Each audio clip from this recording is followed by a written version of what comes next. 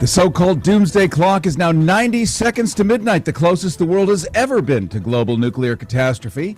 The movie Oppenheimer has brought into consciousness the real heroes of real nuclear war again. Russia and the U.S. are on hair-trigger nuclear alert. And on this 40th anniversary of the 1983 TV movie The Day After, director Nicholas Meyer is revisiting Lawrence, Kansas, as PBS gears up to release a documentary about the TV movie that might have just saved the world. I've spent a decade taking a bite out of conspiracy theories, unraveling urban legends, and grappling with worldwide top-secret issues. I've even racked up some of their awards. Wow, I mean, first of all, what a question. Journalism is about telling the truth, all while ferreting out the bottom line. I'm a Harrison Hellraiser. With me, Cary Harrison, as your guide. Rethinking Heroes, Life After the Military with Cary Harrison.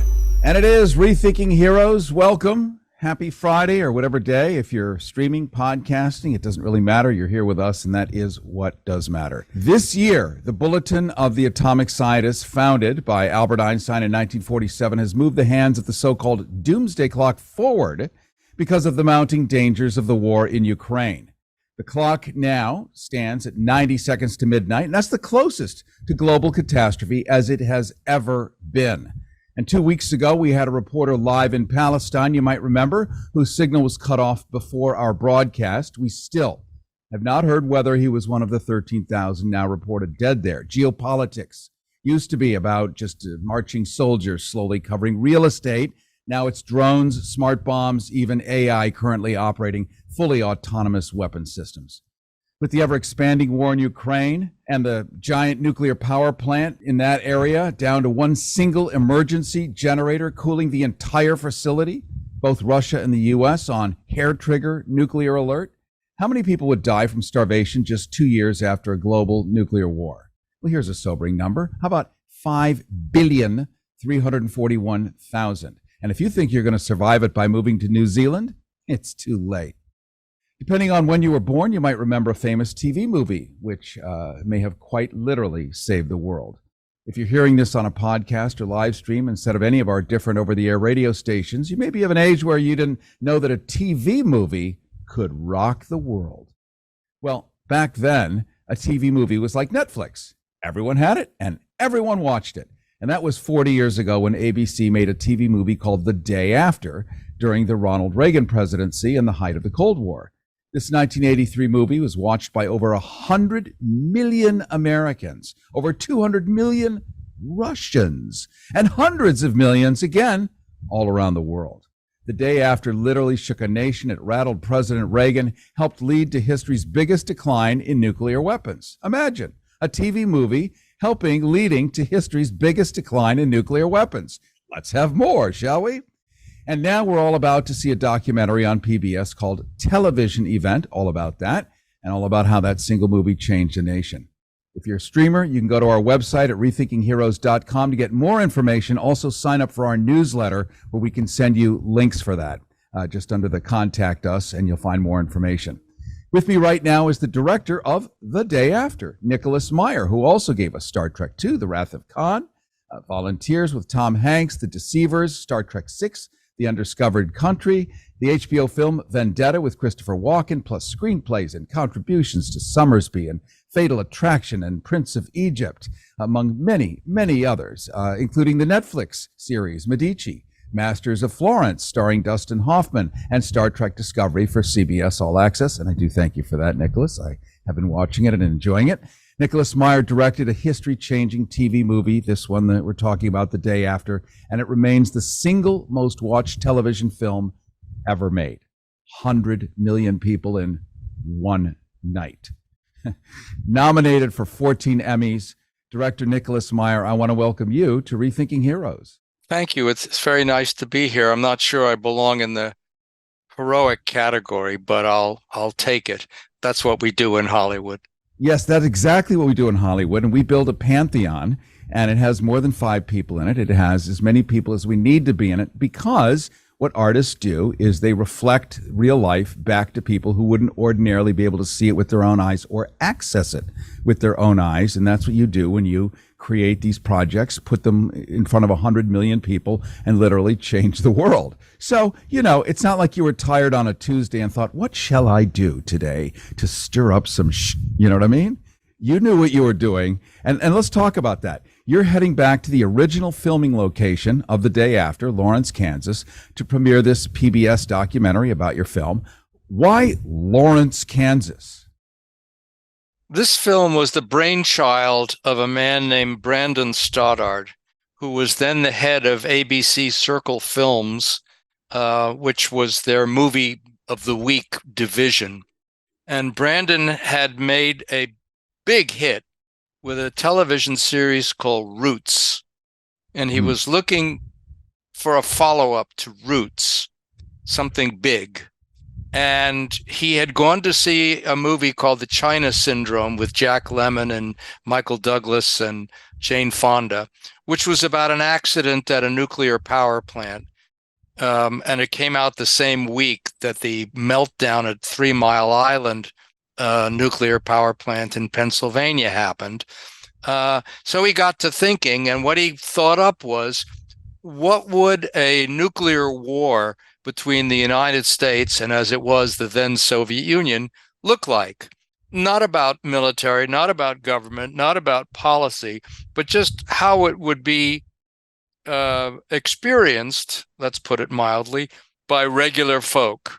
And he looked at a map and figured out that Lawrence, Kansas was somehow pretty much the geographic center of the continental United States, and commissioned a writer named Edward Hume to write a screenplay about people going about their business in and around Lawrence, Kansas, and they get nuked.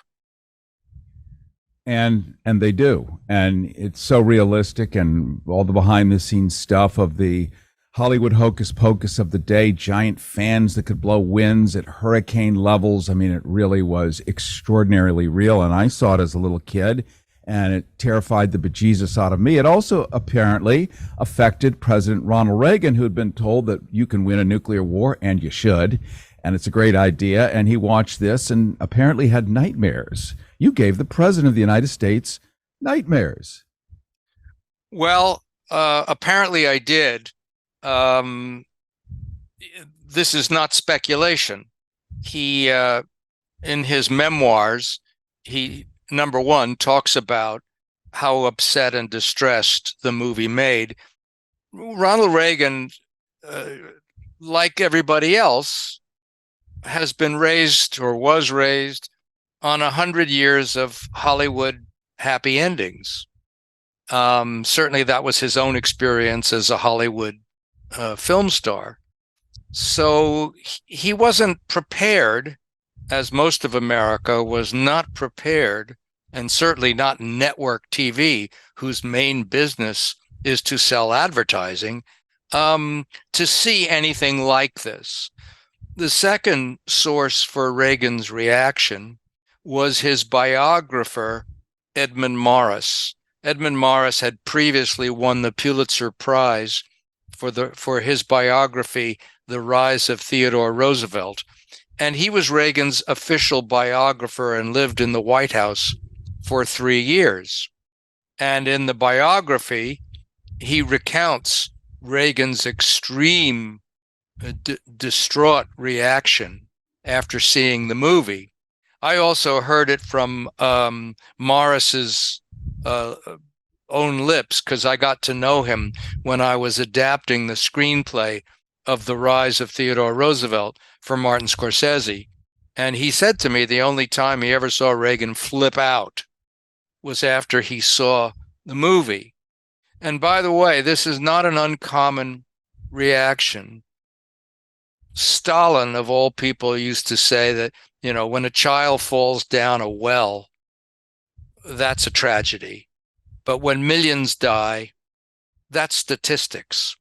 And what The Day After did, however clumsily it did it, was to give you a look beyond those statistics at what nuclear war would look like when those missiles take off.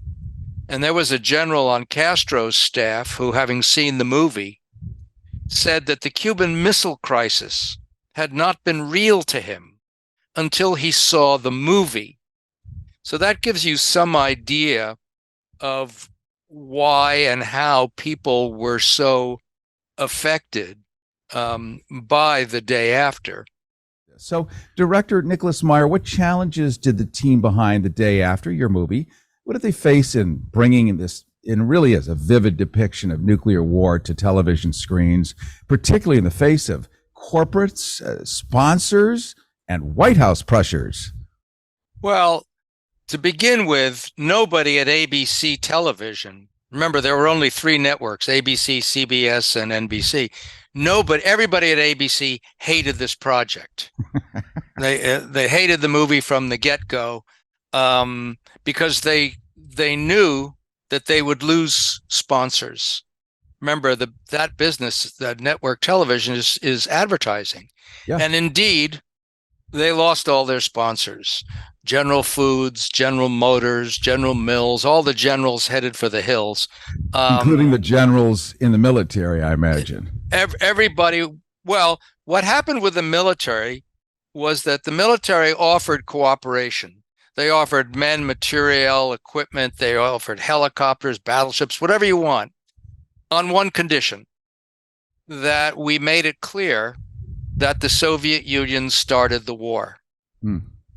And we told them to get lost, take a hike. And we did it without military cooperation. So you have, on the one hand, the network not wanting to make the movie, the sponsors not wanting to sponsor it. I think we had Orville Redenbacher popcorn. They were in it for a little while. But, this is the only movie ever made for network television that didn't stop for commercials. But it had popcorn. It had popcorn. And we made it without military cooperation. Reagan's response to the movie can be divided really into 2 parts, sort of before he saw it and after he saw it. Incidentally, your listeners might like to learn that in addition to the documentary, a new book was published last week, November 15th, which is called Apocalypse Television, or Television Apocalypse, How the Day After Helped End the Cold War, by Professor David Craig. And it's a pretty even-handed, very well-written book, which recounts my humble, self-effacing egomania pretty good. And it gets a few details wrong about the tug of war in the cutting room over the editing of the movie, and that was another tug of war, because there was I should say that I was not the first director to be asked. What the big problem about nuclear war is that nobody wants to think about it, including me. This is the most urgent question, along with climate change, that's ever confronted the human race. 1945, our ability to destroy ourselves. And it's so bad. We know it's out there, but we don't like to think about it. In the words of George Bush, go shopping. Go shopping and buy more and more and hope that it won't happen. But hope, as somebody observed, is not a strategy. And as I say, I was not the first director to be asked. They worked their way down to me. And I was being psychoanalyzed at the time. And my shrink, who never spoke, listened to me mumbling on about how to not direct this movie.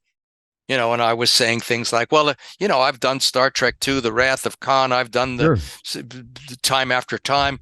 Directing a TV movie, that's really a step down for me, isn't it? Yes, it is. And he said, well, I think this is where we find out who you really are. We are in complete control. We are Rethinking Heroes with Cary Harrison. RethinkingHeroes.com. Are you juggling multiple tools to run your online business? Well, thankfully, there's a better way, and it's called Kartra. Kartra. With Kartra, boosting your income has never been easier. That's because it's the ultimate all-in-one platform for online success, offering every tool you need to grow. Imagine building pages, funnels, courses, autoresponders, and checkouts all in one place for one affordable price. And the best part about Kartra is that you can automate anything. So it's like having a team of experts working around the clock to help you earn more. Ready to streamline and scale? Well, visit rethinkingheroes.com/money for a free 30-day trial. That's rethinkingheroes.com/money for a free 30-day trial. Everybody wants cheap airfare, but where do you find it? You call low-cost airlines. They specialize in cheap flights, discount hotel rooms, cheap car rental rates, and with a best price guarantee. If you want the lowest prices on your airline tickets or other travel services, call now. That's right, call. That's the only way to get these rates. Experts are standing by 24/7 to get you the cheapest airfare and hotel rates available. So don't wait. Call now. Listen while it's still legal. Rethinking Heroes with Cary Harrison. RethinkingHeroes.com. And I'm going to play you a little piece of audio. This is from the federal government. It's tiny. And they were just reminding people every day, you're probably going to die of a nuclear attack. Just get ready for it. But it's done so kind of blithely and glibly. I mean, like it's almost funny. The best part is the very end when they tell you, really, there's nothing you can do. Here it is. I beg your pardon. There's been an interruption. But in today's world, we live with a continuing possibility of such interruptions as we contemplate the shape of Muscus agaricus, or poisonous mushroom. It is an ominous fact that man's knowledge allows him to obliterate his very civilization if he chooses. Modern science has provided bombers which can span continents and oceans. Guided missiles are expected to fly at supersonic speeds. Bombers can deliver the H-bomb. Missiles may have H-bomb warheads. The A-bomb, which did this to Hiroshima, is now a mere firecracker in today's lineup of thermonuclear pyrotechnics. The explosive power delivered by all bombs dropped by U.S. planes in World War II did not equal that released by the recent test explosion of an H-bomb. How much heat does an H-bomb produce? The temperature on the surface of the fireball is as great as that generated on the surface of the sun. If sudden nuclear warfare should hit America, people will have to take care of themselves. The military would have a war to fight. People will have to take care of themselves. You're at the self-serve pump because the military is fighting a war, except that the military is toast also. And that's what you showed us in the movie. There is no force that's hanging around doing anything except ducking and covering. We saw the actor Jason Robards, and this is what I remember burnt into my memory is almost no hair left from the exposure to the radiation, staggering through the streets, that kind of stuff. How aware were the other actors on the set of The Day After, like Jason Robards or Steve Guttenberg, whom we had hoped to have on the show today, but his last-minute shooting schedule made today's appearance not possible, but all the others?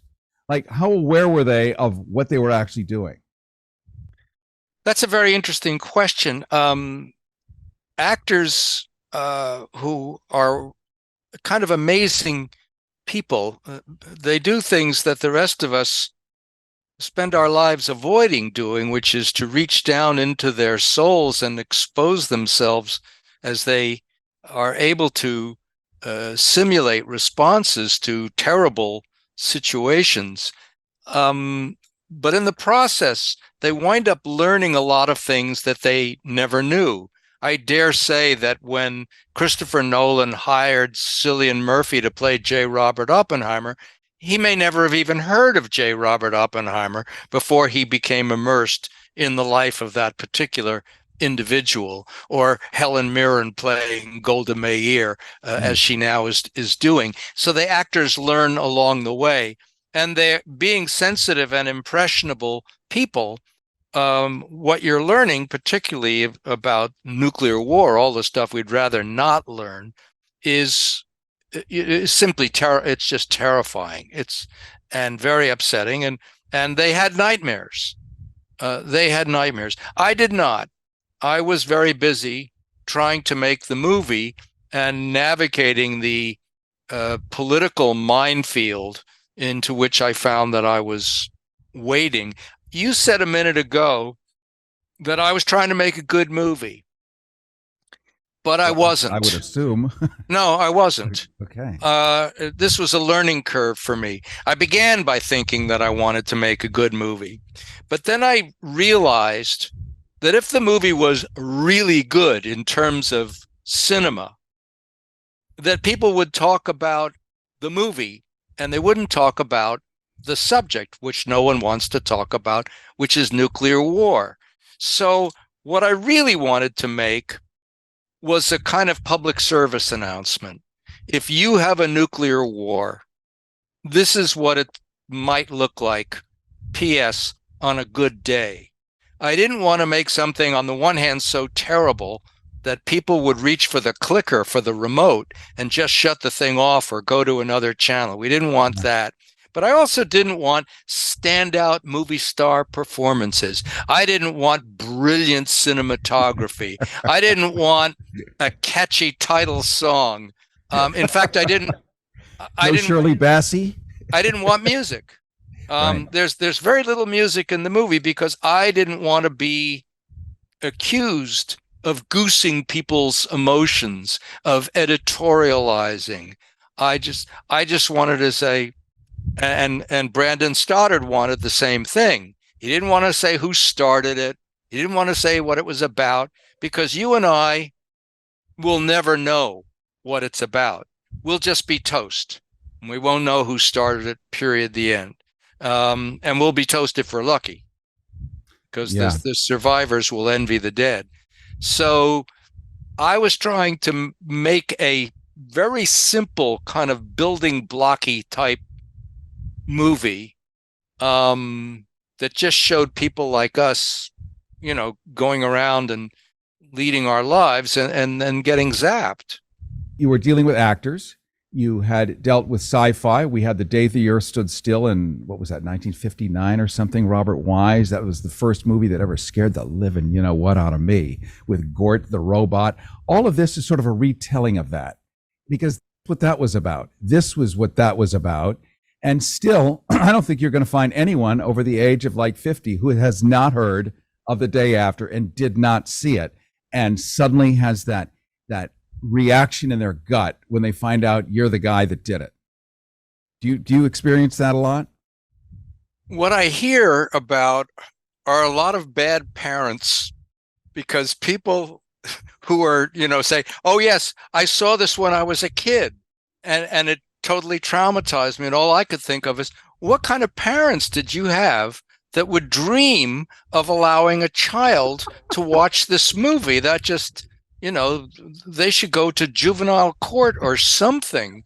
But what can I tell you? You said it earlier. We had 3 networks: ABC, CBS, NBC. Where are you going to go? You could go to UHF and watch The Little Rascals or The Three Stooges. I mean, this was the American Broadcasting Corporation. This is where we got our news at night. This is where we got our soap operas in the afternoon. So this was the movie of the week. And the network was promoting their movies of the week, must-see TV and all this other business. So we just sat down and enjoyed. Well, ABC was not promoting this. Again, if you look at Jeff's documentary, if you look at this new book, Apocalypse Television, you will learn that ABC was, by this point, terrified of the movie. They had always hated it from the get-go. I never realized this until I saw Jeff's documentary, that there were Brandon Stoddard's life was threatened. He found a note on his windshield and said, this could have been a bomb. The conservative movement, largely led, I think, by William Buckley and a woman named Phyllis Schlafly, who said that, the nuclear weapons were God's gift to America or something like that. We're running up and down like Chicken Little, yelling that the sky was falling if this movie was to get on the air. And there's nothing like being banned in Boston to attract, book sales, and being told, don't watch this movie, helped make it the success that it became. without that controversy and the aid of the nuclear freeze movement, which decided to cash in on this movie, you could argue the movie two ways, and people did. Initially, Reagan's idea was to say, well, this movie proves that my policies are right. Remember, he came to office believing in a winnable nuclear war. You remember George C. Scott and Dr. Strangelove saying, Mr. Yes. President, I'm not saying we're not going to get our hair mussed, but 10, 20 million dead tops. Again, that's that abstraction, the statistical abstraction. But they say that one picture is worth 1,000 words. And you start to see, which the day after shows you, what the effects of a nuclear series of missiles and bombs do. And then you can't quite sort of dismiss it as 10, 20 million abstract people, because you're just watching human beings, and it ain't pretty. Yeah, Director Nicholas Meyer, I was in Nagasaki a couple of years ago, and I went to see where we had dropped the first of the one of the nuclear bombs. It was Fat Man and Little Boy, and Nagasaki's completely rebuilt, as is Hiroshima, but they've left an area, a square area where things used to stand, and you still see charred brick. But every day there are thousands of school children that come through and visit this and learn about the history of it. And I remember standing there, and I don't think I've cried since I was a teenager, because I live in the American culture, and we all know you can't cry if you're male. And so I hadn't done this, you see. I forgot how it worked. There's apparently tear ducts and other bits of plumbing that I'd forgotten about. And I'm standing there surrounded by these kids, and I friggin' started weeping. And I couldn't stop. Here I'm having recall. It was just so palpable and real. And then, like the ugly American, I start apologizing. I can't be the first one who's ever done that. But it helps to do that. And what your movie has done for those who will not get to Nagasaki or Hiroshima is you walk us through what it looks like for our own fellow Americans to be in exactly that state. And then you presented something interesting in the movie where people got hostile. Jason Robards at the end was telling someone to leave his home. I mean, what else did he have? Nothing. You know, a piece of charred brick and a lean-to. But there were people sitting there taking shelter, but that's all he had left. So we actually also see what happens to people when desperation is so acute. I also should remind your listeners or inform them that there have been a series of nuclear accidents and close calls. Were you aware that 2 nukes were once dropped on North Carolina? Listen, well, it's still legal. Rethinking Heroes with Cary Harrison. RethinkingHeroes.com. Everybody wants cheap airfare, but where do you find it? You call low-cost airlines. They specialize in cheap flights, discount hotel rooms, cheap car rental rates, and with a best price guarantee. If you want the lowest prices on your airline tickets or other travel services, call now. That's right, call. That's the only way to get these rates. Experts are standing by 24/7 to get you the cheapest airfare and hotel rates available. So don't wait. Call now. Looking to earn more money online? Well, meet Kartra, that's Kartra, the ultimate all-in-one business platform that makes it easier than ever to boost your income. With Kartra, creators, coaches, and experts can turn their knowledge and services into profits. You can create pages and funnels that attract customers, build memberships that share your knowledge, automate your business to free up your time, and so much more. Kartra has every tool you need to grow your business in one place. And the best part? It's super affordable and easy to use. Are you ready to streamline and scale? Well, head on over to rethinkingheroes.com/money for a free 30-day trial. That's rethinkingheroes.com/money for a free 30-day trial. Preventing truth decay. Rethinking Heroes with Cary Harrison. RethinkingHeroes.com. There have been a series of nuclear accidents and close calls. were you aware that 2 nukes were once dropped on North Carolina? In the 50s, right? I think so, late 50s, yeah. They didn't go off. Or what about the monkey wrench that dropped into a missile silo in Arkansas and almost precipitated a chain reaction that was going to wipe out all of Arkansas? And then there was Colonel Petrov, the Russian officer who had the smarts not to respond to an incoming, what looked like 4 incoming missiles from the United States. And Yuri Andropov, who was very old, the Soviet premier, was convinced that Ronald Reagan was going to attack.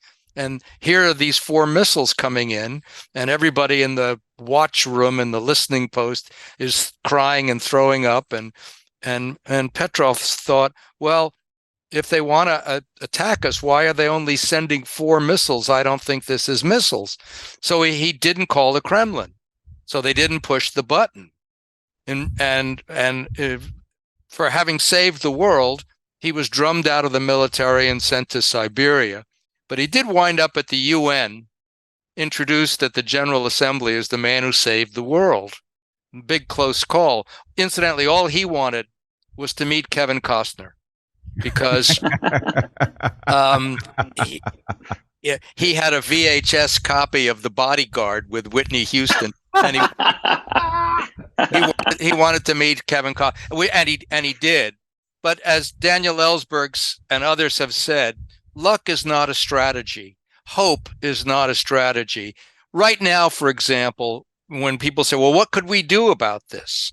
The first thing we could do is write your congressman, write your senator, and say, let's get rid of all our land-based missile silos that make us sitting ducks. We're all sitting with a target on our back. At this point, everybody who wishes us ill knows where those missile silos are, not only in Lawrence, Kansas, but all over the continental U.S. Get rid of those, and leave it to the Polaris submarines. Those are mobile, those are hidden, and just take that step back for a start.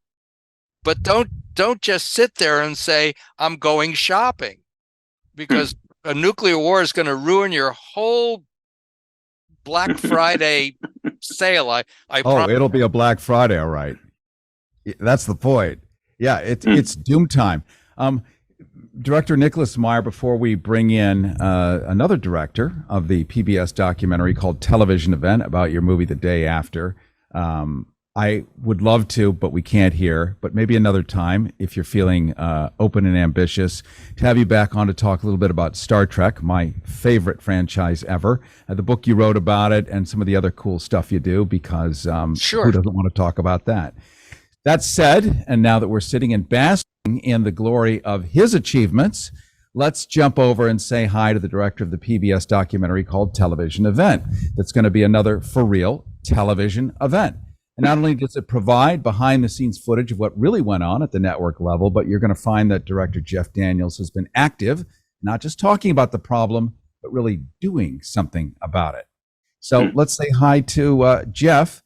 And before watching the groundbreaking nuclear Holocaust TV movie The Day After, Ronald Reagan was egged on by officials who believed he could fight and win a nuclear war.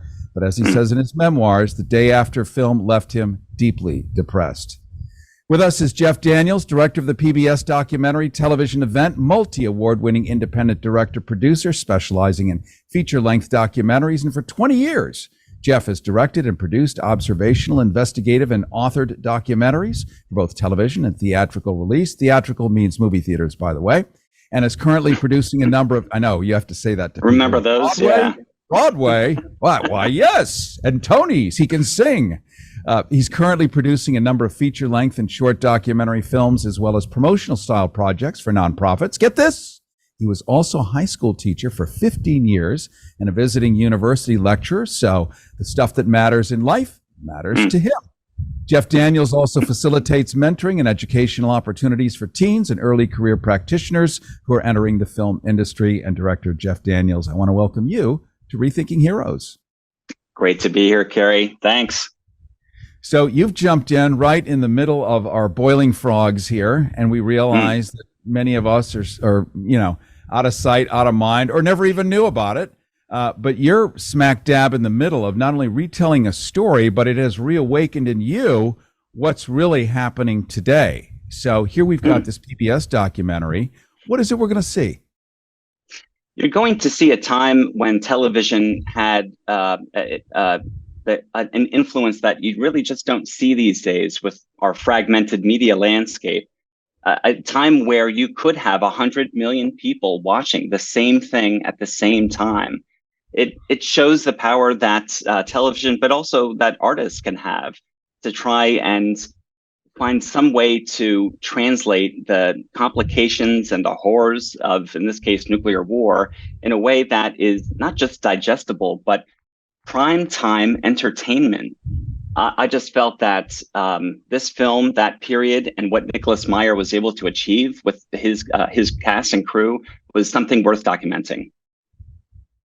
Well, and you have, and I've been lucky enough to see a lot of the behind the scenes footage that I didn't know that exist. I knew there was behind the scenes, but you have like little kids being interviewed back then in the gym where they're being scanned with dosimeters to find out if their thyroids are glowing, all practice, because that's what one did in school. Between math and geography, you went and had your thyroid scanned for radiation.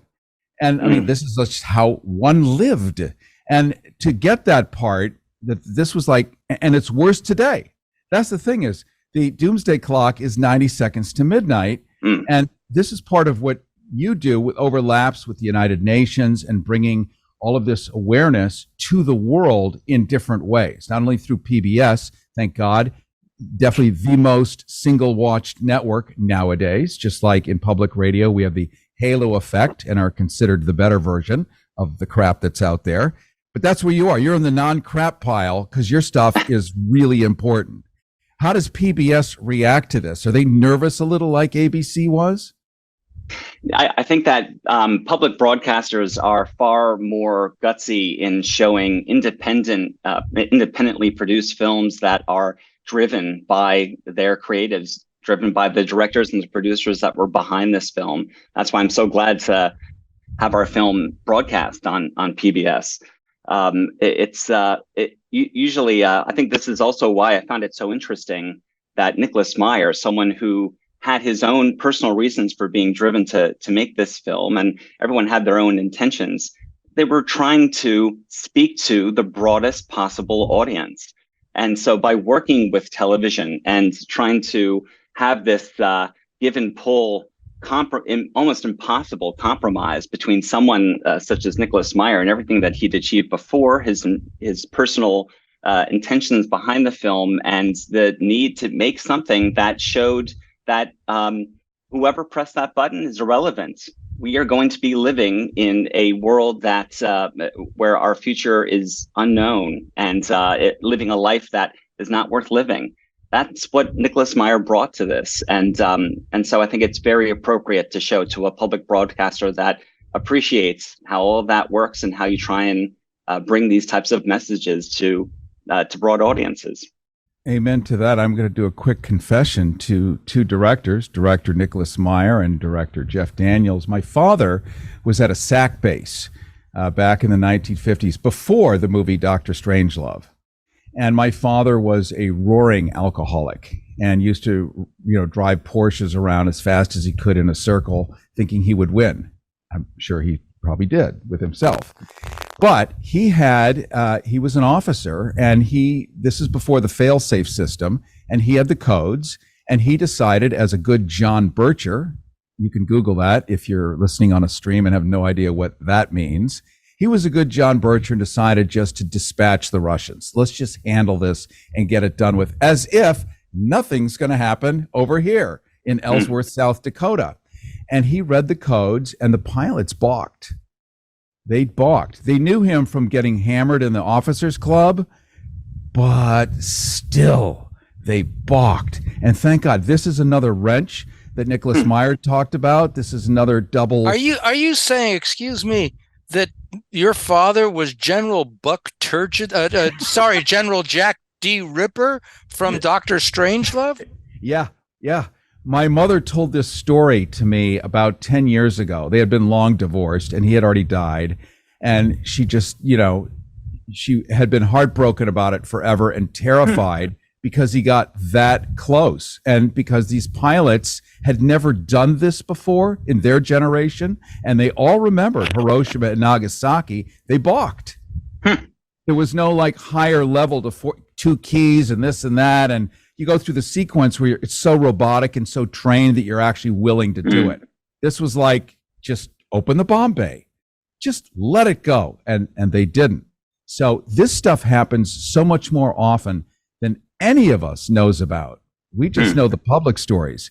And Jeff Daniels, you and your Impact Producers plans, you're going to utilize this documentary that we're going to see on PBS, the documentary about Nicholas Myers's The Day After. You're going to be using it as an educational tool during the what's called the States Parties meeting at the UN. So you're going to get it right in front of all the grown-ups. When is it going to be on the air? It's going to be on the air towards the middle of next year. So we're going to receive a broadcast date soon. It'll be broadcast. The sooner it's on the air, the better, Jeff. The way things are going. Absolutely. Well, there's air to be on. I hear that. Yeah. I mean, this film really hit me the day after, and documenting how a film like this could be made from a network like ABC, the network that gave us Happy Days, The Love Boat, and Fantasy Islands, about to drop a nuclear bomb on the American living room. I just thought, hey, how in the hell could a film like this get made? And it just shows what it takes to try and get someone like Nicholas Meyer and so many of the other people who work with him, Stephanie Austin and Bob Papazian, and all these people who believed that what they were doing by presenting just the effects of a nuclear war, what that can do in terms of affecting a person emotionally, so that they're connected to this otherwise really complicated subject that requires levels of understanding. It hits them on an emotional level. It hits them personally, so that they understand and have a sense of urgency to do something about this. And so this is why I'm so glad to join my Impact Producers, Arthur Kanigas and Melanie Bennett, who run an organization called The World Is My Country, and they're very much involved in anti-nuclear activities, specifically with ICAN, which stands for the International Campaign to Abolish Nuclear Weapons. They just recently won the Nobel Peace Prize for their work setting up a treaty with the UN that to abolish nuclear weapons, which to date 69 countries have signed on to.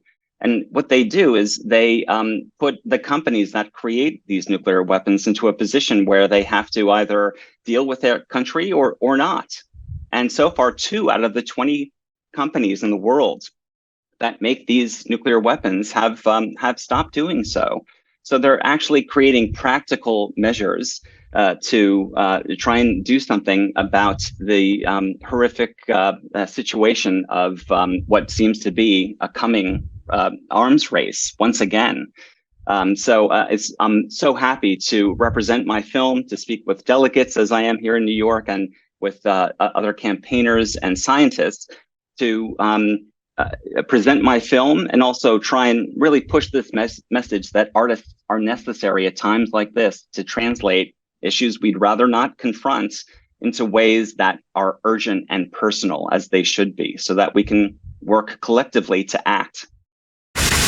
We are in complete control. We are Rethinking Heroes with Cary Harrison. RethinkingHeroes.com. If you served in the Marine Corps, by now you know about the contaminated water problem at Camp Lejeune. If you were stationed or worked at Camp Lejeune from 1953 to 1987, you probably have a lot of questions. We have some answers. You could be entitled to compensation. Billions of dollars are being allocated to pay for damages to anyone stationed at Camp Lejeune during that time. Unfortunately, it appears that officials may have known the contaminated water problem existed and did little to protect their men. The Semper Fi code was not honored. If you or someone in your family has developed a serious illness, including various forms of cancer, call this Camp Lejeune legal support line right now. You can't turn back the clock and change what happened, but you can certainly call right now and learn your rights as a Marine. Here's the number: Call 855-348-5936. That's 855-348-5936. 855-348-5936. Everybody wants cheap airfare, but where do you find it? You call Low Cost Airlines. They specialize in cheap flights, discount hotel rooms, cheap car rental rates, and with a best price guarantee. If you want the lowest prices on your airline tickets or other travel services, call now. That's right, call. That's the only way to get these rates. Experts are standing by 24/7 to get you the cheapest airfare and hotel rates available. So don't wait. Call now. Listen, well, it's still legal. Rethinking Heroes with Cary Harrison. RethinkingHeroes.com. I don't want Brandon Stoddard to be lost in the shuffle here. He was not an artist. He was an executive. He had done after-school specials, and he did Roots. And he had to threaten to resign unless they put this movie on the air. That he was a lone voice. The movie was made because of him. I'd also like to quote Jason Robards, who, when he was offered the role in the movie, said, "Well, this beats signing petitions." So he was, definitely committed as well. Sorry to interrupt. No, not at all. Yeah, absolutely. Yeah, the people behind ABC. Stu Samuels as well was part of this real push and pull in terms of what can work on television. And I was glad that we were able to get him into the mix with our film, a kind of vice president, network executive figure who may not understand everything involved in creativity and trying to put out an important message, but he knew television and what would work on television. It's unbelievable how all these different people with different perspectives came together to create a film the day after that had such an unprecedented impact. Does having a conscience and an appetite for a better world come with a difficult price sometimes for you guys? Yeah, I think Nicholas Meyer has a lot to say about this, it really. When you're trying to gain, I guess what I'd like to say about this really is the work of people like Nicholas Meyer, films, documentaries that document these moments. What I'm hoping people can gain from them is an understanding of what collectively they can do to make a difference. It's so appropriate for me to show this film in Lawrence, Kansas, to have a theatrical launch in the United States, in Lawrence, Kansas, a community that in the thousands participated in the making of the day after. Your show, Rethinking Heroes, how appropriate for this. Heroes are very much in the collective, and it takes individuals sometimes working together to create these creative works to help galvanize large amounts of people so that they are able to work collectively to affect the kind of change that is really necessary, especially at moments like this. So, that's it becomes worth it to facilitate that as an individual and to get other people behind you.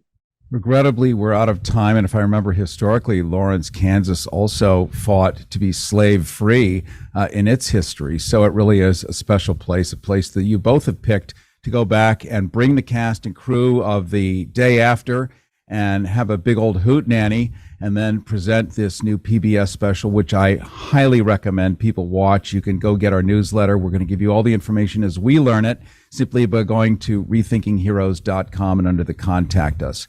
I want to thank you so much, Nicholas Meyer, director of The Day After, award-winning author, screenwriter, director, your body of creative work in publishing, film, and television, more than 5 decades, Star Trek II, Volunteers, under HBO, Fatal Attraction, Prince of Egypt, Star Trek Discovery, The Day After, still the single most watched television film ever made. 100 million people in one night. Who wouldn't want to access that nowadays? And then, of course, nominated for 14 Emmys. Also with us, the wonderful director and obviously man of good humor, Jeff Daniels, director of the PBS documentary about The Day After. called Television Event. Multi-award winning independent director, producer, speaking and featuring on campuses. You're an academic, you're cool, you're groovy. I am so glad that everybody has been here today. And I have to beg for money for a couple of minutes, so I'm just going to let you guys go and thank you once again for joining us today on Rethinking Heroes.